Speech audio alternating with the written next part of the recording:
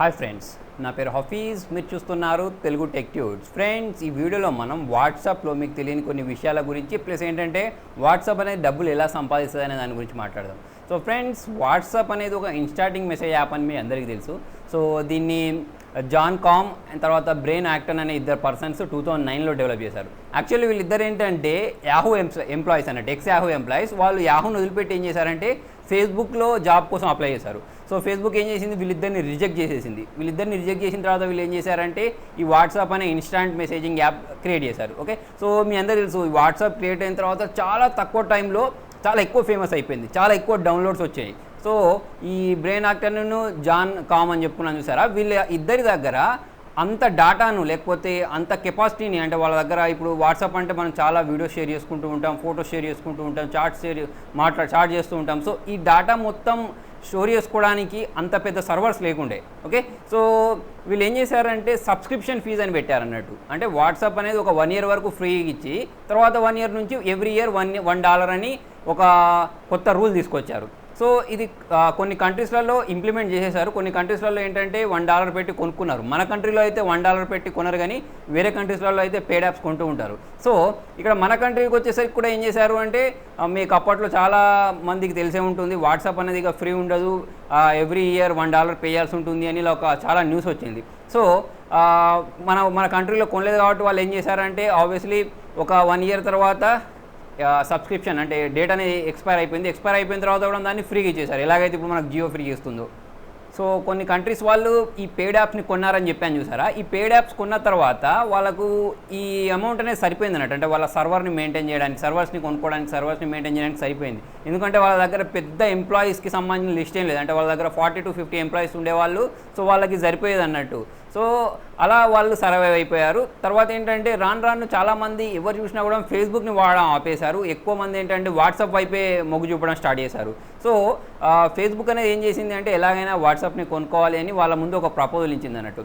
So Facebook వాట్సాప్ని కొన్నప్పుడు WhatsApp విలువ ఎంత చూద్దాం చూడండి. యాక్చువల్లీ దాని వాట్సాప్ టర్న్ ఓవర్ ఎంత ఉండేది అంటే ఇయర్లీ $100 million ఉండేది. సో దాని వాల్యుయేషన్ వచ్చేసి $1.3 billion మాత్రమే ఉండేది. కాకపోతే ఫేస్బుక్ వాళ్ళు దాన్ని $19.3 billion పెట్టి కొన్నారు. ఇది అప్పట్లో ఏంటంటే ఒక పెద్ద టెక్ డీల్ అన్నట్టు. సో మరి ఇంత పెద్ద అమౌంట్ పెట్టి వాట్సాప్ని ఫేస్బుక్ ఎందుకు కొంది అంటే, చెప్పాను కదా ఇంతకుముందు, వాట్సాప్ అంటే ఫేస్బుక్ ఏదైనా పోటీగా ఉంది అంటే అప్పట్లో వాట్సాపే. సో ఈ వాట్సాప్ వాళ్ళ దగ్గరికి ఫేస్బుక్ అనేది ప్రపోజల్ తీసుకెళ్ళినప్పుడు దాంట్లో మనకు జాన్ కామ్ బ్రెయిన్ యాక్టన్ అని చెప్పాను చూసారా, ఈ బ్రెయిన్ యాక్టన్కి ఏంటంటే అడ్వర్టైజ్మెంట్ అంటే విపరీతమైన చిరాకు అన్నట్టు. అంటే ఎప్పుడు అతను ఏం చేశాడు, వాట్సాప్ని ఎప్పుడు ప్రమోట్ చేయలేదు, అంటే అడ్వర్టైజ్మెంట్ చేయలేదు. ఇంకొకటి ఏంటంటే మనం వాట్సాప్ ఓపెన్ చేసినట్టయితే మనకు ఒక్క అడ్వర్టైజ్మెంట్ కూడా కనిపించదు. సో ఈ బ్రెయిన్ యాక్టన్ ఏం చేశాడంటే వాట్సాప్ ముందు 3 ప్రపోజల్స్ ఉంచాడు. ఒకటి ఏంటంటే వాట్సాప్ని $19.3 billion అమ్ముతామని, ఇంకొకటి ఏంటంటే బోర్డ్ ఆఫ్ మెంబర్స్లో వాళ్ళకు ప్లేస్ కావాలని, థర్డ్ కండిషన్ ఏంటంటే వాళ్ళ వాట్సాప్లో ఎప్పుడు అడ్వర్టైజ్మెంట్స్ ఉండవని.